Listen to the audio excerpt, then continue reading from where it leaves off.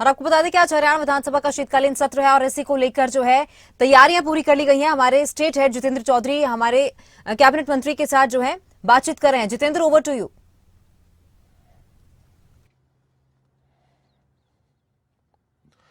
देखिए, बिल्कुल इस वक्त हमारे साथ कैबिनेट मंत्री कंवरपाल गुर्जर मौजूद हैं और विधानसभा के लिए वो निकल चुके हैं, क्योंकि बैठक इससे पहले जो है मुख्यमंत्री मनोहर लाल की अध्यक्षता में होगी सत्ता पक्ष की रणनीति को लेकर के। सर, आपके पास संसदीय कार्य मंत्री भी हैं, आप शिक्षा मंत्री भी हैं, मुद्दे आपने देखे हैं, किस तरीके की विपक्ष की तैयारी है, आप किस तरीके से जवाब आज देने जा रहे हैं? आज नहीं, जितने भी देखिए सवाल लगे हैं निश्चित तौर से उनकी सबकी हमारी तैयारी है, ठीक तरीके से जवाब देंगे। और जो अन्य विषय भी जिस टाइम मेंबर बोलता है वो रखेगा, तो हर बार माननीय मुख्यमंत्री जी उनका पूरा विस्तार के साथ सारे सवालों का जवाब देते हैं। जी सर, शिक्षा को लेकर के कल एक सवाल मुख्यमंत्री जी के समक्ष भी आया था।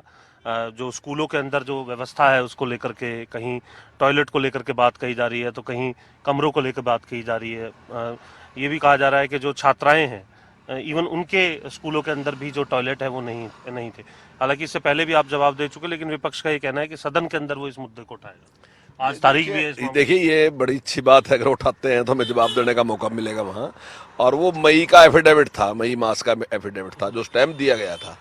और अभी हमारे पास केवल 6 स्कूल ऐसे थे जहाँ बिजली नहीं थी और 4 स्कूल ऐसे थे जहाँ शौचालय था।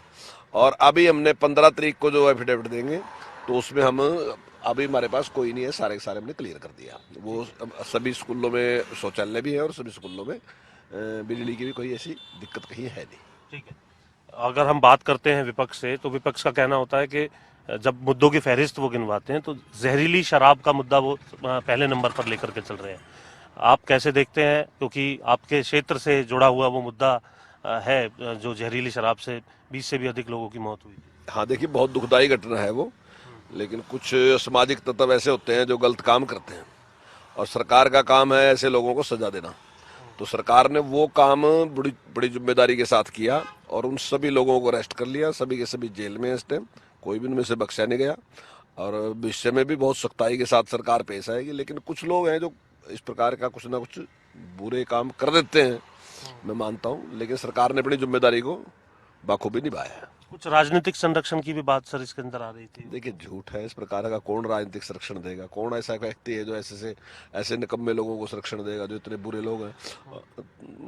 मतलब ये तो आरोप लगाने के लिए कुछ भी बोल ही देते हैं लोग, कुछ ना कुछ। ध्यान आकर्षण प्रस्ताव है आज, बाढ़ की वजह से जो नुकसान हुआ था उसके मुआवजे को लेकर के लगाया गया है कांग्रेस की तरफ से।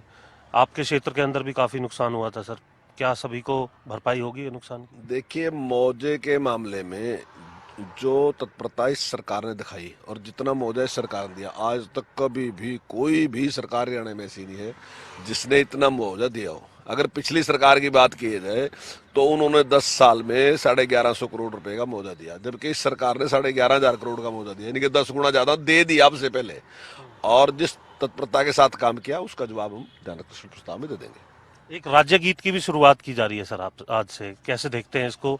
उसमें कुछ कई स्टेट ऐसे हैं, मेरा शायद 14 से भी ज्यादा स्टेट हैं जिन्होंने अपने राज्य का एक गीत बनाया है। उसमें उस राज्य के बारे में मतलब बताया गया है, उसकी खासियतें बताई गई हैं।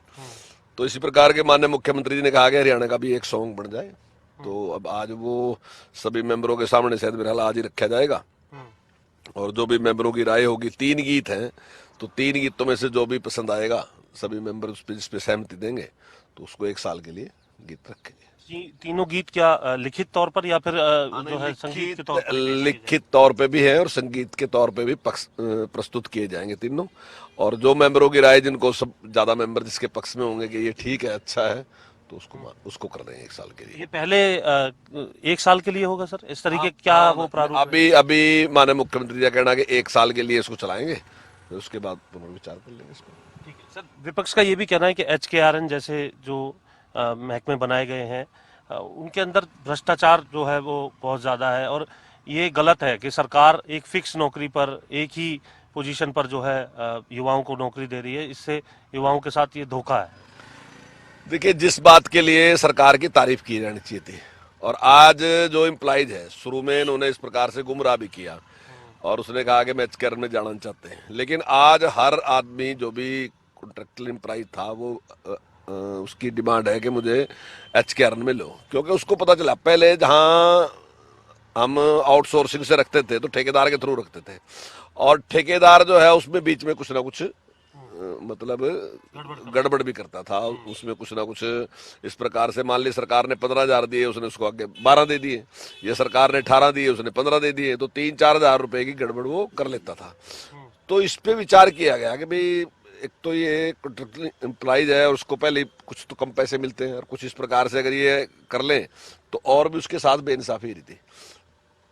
तो माननीय मुख्यमंत्री जी ने एक बहुत अच्छा निर्णय लिया, और मैं समझता हूँ अब जो सारी फैसिलिटी है उनको मिलती है, किसी प्रकार का कोई उनके साथ गड़बड़ नहीं होती, पैसे उनके अकाउंट में जाते हैं, और समय समय पर अगर उनको कोई लाभ भी होगा तो निश्चित तौर से और लाभ भी दिए जाएंगे।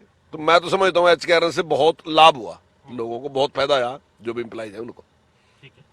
विपक्ष का सर जो तमाम जो मुद्दे जिन्हें लेकर के आ रहा है, अब आप क्योंकि विधायक दल की बैठक के लिए विधानसभा तो आप पहुंच ही जाएंगे, तो किस तरीके से सत्ता पक्ष जो है इन तमाम मुद्दों पे तो हमने एक एक करके पूछा ही, आपकी किस तरीके से तैयारी रहने वाली है? नहीं, देखिए हमारी तैयारी पूरी है, और सरकार जिस ईमानदारी से और जिस निष्पक्षता के साथ काम कर रही है, तो मुझे नहीं लगता कि विपक्ष के पास कोई मुद्दा है।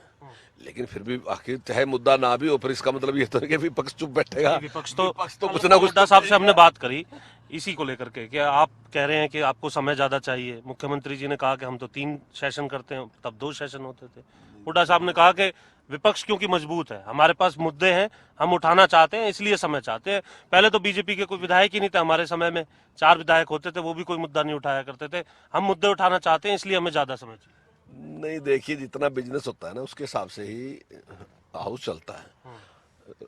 तो जितना बिजनेस था उस पर पूरी विचार हुई, और वो सहमत थे इस बात से, लेकिन क्योंकि वो नेता प्रतिपक्ष हैं तो मैं समझता हूँ ये उनका राइट बैठता है, कहते हैं। और अगर मैं समझता हूँ कि पिछला अगर सारा रिकॉर्ड देखा जाए तो सबसे अच्छा सेशन इस टाइम चल रहा है, टाइम के हिसाब से भी हर हिसाब से मतलब ज्यादा मौका हम दे रहे मेंबर को। 3 मिनट को 4 मिनट करने की भी सर बात की गई थी संसदीय कार्य मंत्री ने। उसमें यही था कि भाई जो देखिए बजट सेशन में काफी लंबा टाइम होता है, बजट सेशन में काफी लंबा टाइम होता है, और तब सभी मेंबरों को अवसर मिल जाता है बोलने का। इसमें बोलने का अवसर नहीं मिलता। हमारा प्रयास ये रहता है कि हर मेंबर को बोलने का कुछ ना कुछ टाइम तो मिलना चाहिए, ताकि वो अपनी बात कह दे।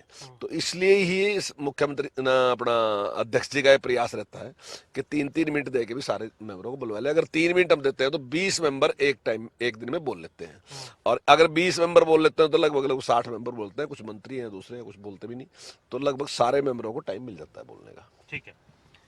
तो कंवरपाल गुर्जर, क्योंकि आप विधानसभा पहुंच चुके हैं, बाहर आप देख सकते हैं, और यहाँ विधायक दल की बैठक भी होगी, जिस बैठक में सत्ता पक्ष की तरफ से अपनी पूरी रणनीति बनाने का काम किया जाएगा। जी तमन्ना, ओवर टू यू। जी जितेंद्र, तमाम जानकारी के लिए आपका बहुत बहुत शुक्रिया।